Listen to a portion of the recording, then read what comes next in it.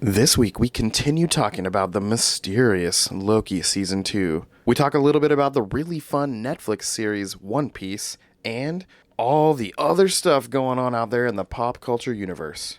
Welcome to the Infinite Taylorverse.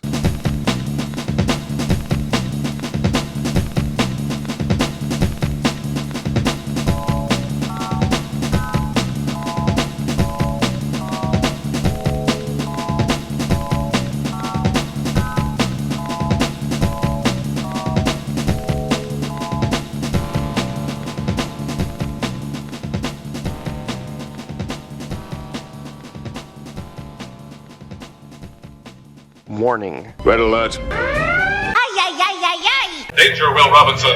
Danger! That's the emergency alert. This episode is full of spoilers for some of the latest and greatest nerdy movies and shows. Spoilers. Listener discretion is advised. What's up, everybody? Welcome to the Infinite Taylorverse podcast. I'm Billy Taylor. And I'm Taylor Oxter.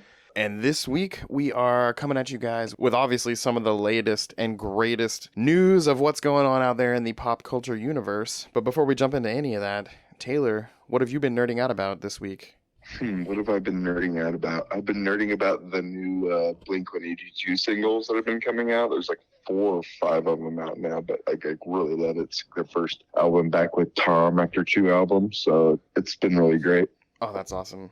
For me, I've been nerding out about I don't think I've talked about this in the past, but in case I have, my bad for the repeat, but I've been nerding out about the Legend of Zelda Oracle of Ages and Oracle of Seasons being on the Nintendo Game Boy console thing that they have on their online account.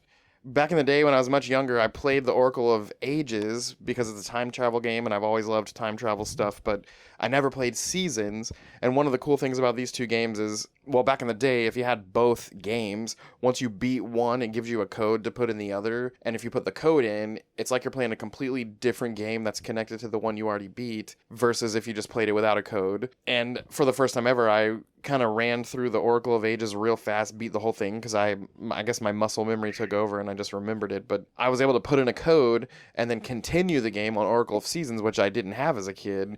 And long story short, it's just been a lot of fun playing this old Zelda game that I've halfway played and halfway never had a chance to play, and it's been a lot of fun. Okay, awesome.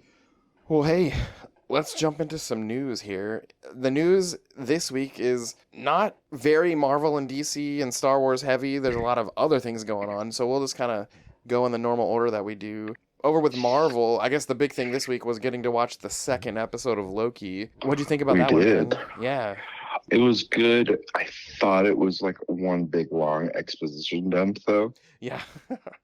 It was a lot of information and a lot of setup for things to happen. It was good to see Sylvia again. Yep. Interacting with the characters. And then I always forget what his name. I just remember it was Short Round. Oh, yeah, Ki-Hee Kwan. Yeah, he was really great in that episode, I thought. Oh, yeah. Is he called Yeah, OB in the show? Is that his name, OB? Yeah, I believe so. But yeah, so far, no misses for me at least. Yeah, I thought it was hilarious when they had to go into the 70s and get that guy, I think he was called B-15, who, if you remember, was a real major jerk in the first season. Yeah. And it was just funny. They had to bring him back and interrogate him, and the whole scene with the, I don't know, for lack of better words, the torture chamber thing. It was hilarious. It was cracking me up the whole time. Yeah. Owen Wilson's really doing well in this character. Oh, I feel agree. like. It's funny because part of it, I feel like he's just being himself that he always is in everything that he does. But on the other hand, he really embodies this character. So I guess I'm saying I like what he brings to it. Yeah, the constant kind of confused wording and things like that. Yeah. I also like the whole thing where he got called out. He goes, "You don't want to know what else is out there." And he explains, he goes, "If I know, then it'll be awful." Oh, yeah, talking about what was his real that life was like. interesting. Yeah. Yeah. They were talking about are you afraid of what you might learn, and meaning would you hate to find if it was bad, and basically he was like, I would hate to find if it was good. Yeah. That would suck, I guess, to know you got sucked out of a good life and you have no recollection of it.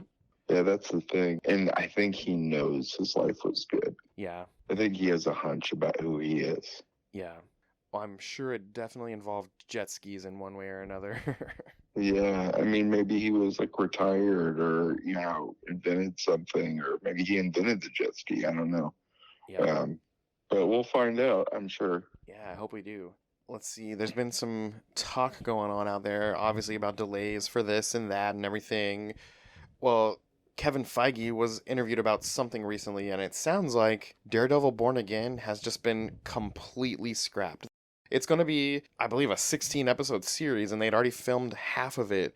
And he said, I'm not feeling this, and completely just scrapped the whole thing. And they're having to go back to the drawing board to start completely over, which seems crazy knowing that they already filmed half of it. Yeah, it makes me wonder if the story is just not good. Yeah. I'm going to forever be curious as to how the show was and what it becomes, knowing that they literally took all that work that was done and then just scrapped it to do something fresh. I wonder if we get like some of those episodes in like a special edition, like special features kind of thing. Yeah, that'd be crazy. Just so they can make some money off of it. Yep.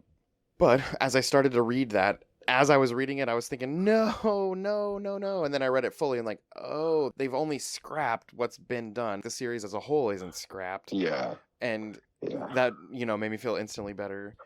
Having said that, it does sound like Disney has scrapped their Wonder Man series. And that's I kind heard of a about bummer. that. That is a bummer. We've been waiting for that character for a while. Yeah. We've been talking about him, or he was in that Nathan Fillion played him in the Guardians of the Galaxy 3 in like a poster Yep. in the background. So I don't know. We'll see. Ooh, you just said something about a poster, and I forgot to mention when we watched Loki episode 2, there's a scene where Loki and Mobius are walking, and they pass a Kingo poster, Kingo from the Eternals, and I thought that was kind of cool. Oh, yeah, that's right. I do remember seeing that. That's awesome. Well, there is also reportedly a solo Hulk movie in the works, and a lot of people might not realize that earlier this year, Marvel regained all the rights to Hulk from Universal, as well as the complete catalog of characters that come along with Hulk. So, one, that's amazing. We haven't really had a solo Hulk movie since well before the MCU, and I guess we do have that one that's Edward Norton, but it counts. It's but considered part of the MCU. yeah. But I'm excited to finally get another one and it be on purpose connected. Like, I think that one's just connected by happenstance, and this one's going to be intentionally connected. Yeah, well, what really connected recently was the She-Hulk series and having the same character be Abomination. I think Yes. that's what really connected it. But yeah, really excited to see a Mark Ruffalo Hulk movie. Oh, yeah. And speaking of Kevin Feige, he was interviewed this past week, and in the interview, one of the things he said down the line of this interview was, even after 32 movies, it feels like we've barely scratched the surface, and there's going to be a lot to come. So that's kind of cool and promising for all the people out there saying, yeah, it's going to end soon. Yeah, I'm excited to see what happens next. Yep. That particular article referred to all the things talking about how Avengers Secret Wars could, soft reboot it. Not completely reboot it, but reboot it in the way that comics reboot it when they mash together continuities. So the stuff that came before it still exists, but due to, multiverses and crossovers and this and that, it's something fresh and new with the past still intact. And yeah, I'm all for that. I can't wait to see what they do. Exactly. Over with DC, there's not a whole lot of news really, but it sounds like some of the Warner Brothers higher-ups have been talking about wanting to cast Channing Tatum as their new Hal Jordan. Have you heard about that one yet? No. And No, I hadn't heard that. knowing that Nathan Fillion's going to officially be Guy Gardner, and knowing that he's out of the running to be Hal Jordan, I guess Channing Tatum's as good as anyone else to put in there. I don't know. I don't know. Maybe? I don't know. Yeah. Hopefully we get to see him play Gambit in Deadpool 3. That'd be amazing. I thought that was the rumor. Oh, it's Or definitely what- rumored. I just hope it becomes true. I would like it to happen. But yeah, I could kind of see him be Hal Jordan. But on the flip side, it'll be hard to take out of my mind all the stuff he's done in the past. I don't know. Hal is always very, strong-willed, obviously. I mean, that's their power source, willpower. But I don't know. We'll see. We'll see how he does. Yeah. Over with Star Wars, there's not really any news at all, except I guess there's been a lot of debate through the interwebs about, did Ahsoka truly go to the world between worlds and see Force Ghost Anakin, or was it all a dream? And basically the Star Wars website officially came out with some kind of a comment listing the synopsises of all those episodes of Ahsoka, and it sounds like when you see Anakin's Force Ghost at the end, only we the audience see him, the others don't really see him. It's making it official. The fact that we see him confirms that his Force Ghost is out there, and that is what she interacted with, not just a dream. So I thought it was kind of cool to get that, official confirmation that that really happened. It wasn't just all in her head. Okay. Well, elsewhere out there in the pop culture universe, a little bit of bummer news. Did you see that this week, legendary comic creator Keith Giffen passed away? And for those of you listening, if you don't exactly know who he is and his career, he created characters like Lobo, Blue Beetle, Rocket Raccoon, and so many more, Marvel, DC, you name it. He was pretty much a legend, like I said, and the man passed away, and may he rest in peace. What a bummer. Yeah, that really sucks. He's like one of those big guys who just like was a big character creator, which doesn't happen a lot anymore. Like, I mean, you'll get one person that, creates like one character, maybe two, but this guy was like a powerhouse at it. Just, it's crazy. Yeah, it was cool. Pre-COVID, I was able to get a couple of my Lobo comics signed by him, and I thought that was a lot of fun. Yeah, that's awesome. Yeah, the man was a very funny guy, and I don't have it in front of me, but I know literally about 3 hours before he passed away, he was pretty sick, and he was supposed to go to New York Comic-Con, and he made a post on Twitter about being sick, and he's like, man, I guess I'll do anything to get out of going to New York Comic-Con, ha ha ha, and it was like, so many people were laughing and being funny because he was in the hospital, and then literally 3 hours later he passed away, but everyone's like, man, that is 100% on par as a way for him to go out of this world, man. Yeah, that's so funny. Good for him. Yeah, but rest in peace, Keith. Your legacy will live on with all these awesome characters. For sure.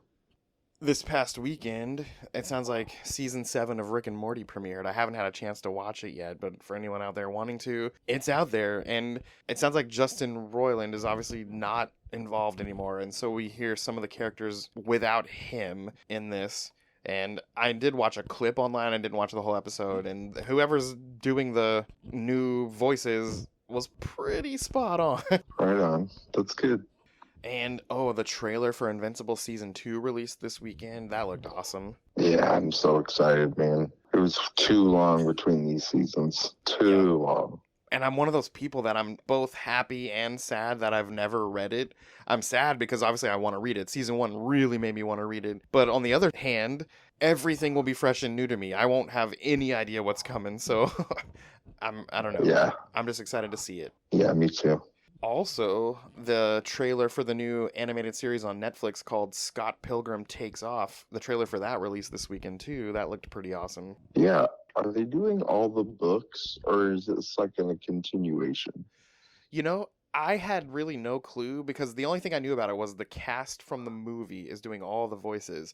But the trailer hit some of the situations that happened in the movie. So I'm guessing they're doing the books because obviously the movie did parts of did parts of the books, and the trailer appeared to do things that the movie already did. So I'm guessing it's kind of a complete start over, but it just happens to have the same cast from the movies. Yeah, it's exciting. Yeah, it looks like a lot of fun. So Disney also announced that they are rebooting the classic movie The Rocketeer, and I don't know about you, but I loved that movie so much as a kid. So when I read that, it made me feel really happy. That movie's going to be awesome. I'm just picturing that movie with modern visual technology, and it's going to be awesome. Yeah, I'm excited for that. Hopefully they'll get a good person to play him. Yep. Also for Disney lovers, the movie The Princess and the Frog with Tiana. Well, it sounds like it's been talked about for a little while, but a new sequel series called Tiana that picks up after the movie is going to be coming out really soon on Disney+. And I don't know, as much as I love all this Marvel and Star Wars and DC stuff, I'm a big Disney guy too, which has gotten even crazier now that I have kids, and I really like Princess and the Frog, so I'm excited to see this story continued with a really good Disney+ series. I've never seen Princess and the Frog. Oh, it's a lot of fun. You totally should watch it. It's on Disney+. Right on. I might. Yeah, pick a day where you're just chilling with Miles, because I'm sure he'll love it, and play it. I bet you'll like it. Right on. The voice actor for the little Firefly is Jim Cummings, who does 8 million different voices. He's Tigger and Pooh and Pete and all these Disney characters. He's my favorite character, the Firefly. So when you do watch it, look out for the Firefly and just laugh at him. Okay. Ooh, let's see. There's also a new Frankenstein movie in the works over at Netflix, but this one's headed up by Guillermo del Toro, and it has already announced this very star-studded cast, including Oscar Isaac, Andrew Garfield, Christoph Waltz, and Mia Goth. And I'm not gonna lie, they had me at Oscar Isaac, Andrew Garfield, and Christoph Waltz. Yeah, that's crazy. Guillermo del Toro doing a Frankenstein. I mean, it makes sense. Oh yeah. I wonder if he's going to go like classic looking style or his own kind of thing. I don't know. I hope he kind of does his own twist on it. Yeah. In the article that I read about this, he said that it's something he's wanted to do for over 50 years when he saw the classic one, and he's finally getting to do it. And he's got that Netflix budget with some major heavy-hitting stars, and yeah, I think it's going to be awesome. That rules. I'm excited for that, actually. Like, really excited. Yeah. And let's see. Oh, it sounds like, so the Halloween movie franchise just announced that they are going to be putting together a film and TV cinematic universe. So there's going to be some TV series in that universe coming out and some new movies coming out, and it's all going to be connected. They kind of want to make their own universe. I don't recall it saying what service it'll be streamed on or what channel it'll be on or anything like that, but that is something that's in the works. And for those of you out there who love those movies, it sounds like you're getting a lot more content. Yeah, that's interesting. Yeah. It's funny, when I saw the headline, I read it fast and wrong, and I thought it was talking about those, classic monster movies are going to be making a continuity. Oh, like Universal. Yeah, but I kept reading, I'm like, oh, Halloween, like not monsters, it means literally Michael Myers Halloween. So yeah, I'm going to be honest, I've only seen a few of those. I haven't really watched all of them, and I'm not really a big horror guy, but I've always wanted to go back and watch those, especially as I see trailers for some of the newer ones that look pretty decent. But yeah, for those of you who are fans of it, you got a lot coming. That's exciting. And I guess one final thing here. We're both watching at the moment One Piece and Gen V. I think we might hold off on talking about Gen V because it's actually almost over. So maybe at the end of it, we'll do just one big segment talking about the whole thing. Yeah. But One Piece, we've both watched at least the first few. I've been enjoying that. What have you been thinking about it? Oh, I think it's been really great. I've only seen a handful of the episodes of the cartoon, and growing up, my brother was really into it. We even had like a game for like the PS2. It was like a Street Fighter style fighting game. I think it was the PS2 or like the first Xbox. Or Xbox 360. I don't remember. Yeah. But yeah, so far it's been really fun. Probably the most fun pirate show I think I've ever watched, for sure. Oh, definitely. And I don't know what it was. The first episode I thought was done extremely well, but I didn't feel super into it. But the second, third, and fourth, that's how far I'm into it. Man, I was sucked in. Yeah, it's like it almost like it at first it's kind of like okay, and then the second it's like whoa, okay, I really like it. Yeah, as they introduce the new pirate villains, like the clown one and the black cat guy and all these others, Yeah. that's really added some new layers of it to me. And so far I'm on the fourth episode, and we've seen a lot of craziness, all these different people with their different abilities, and we've seen the clown guy who can split his body into pieces and then reform, and we've seen the black cat guy who I guess he's just super fast. But yeah, I'm excited to see what else can other people do in this world. Yeah, and then there's the shark guy too. Oh, yep, we've seen him a little bit. He seems to be their main boss. Does that seem right? Yeah, that's kind of like what I'm picking up too. Like maybe he's the king of the pirates, but that's what Luffy wants to be, the king of all pirates. Yeah, I don't know. But yeah, I've really been enjoying it. I'm so glad I kept giving it a chance because now I'm halfway through the season. There's only 8 episodes, and I'm probably going to knock the rest of them out this week because I'm super into it. Well, good. I'm glad you're enjoying it. But hey, that's really about all the news this week. We're just going to keep on watching all the good shows, keep watching Loki, keep watching One Piece. Like I said, we'll talk about Gen V probably when that one wraps up. But yeah, as for us here at the Taylorverse, I've been Billy Taylor. And I'm Taylor Oxner. And come back next week, same Taylor time, same Taylor channel. We'll talk about all the good stuff that goes on and keep you guys informed. Bye, guys. Bye.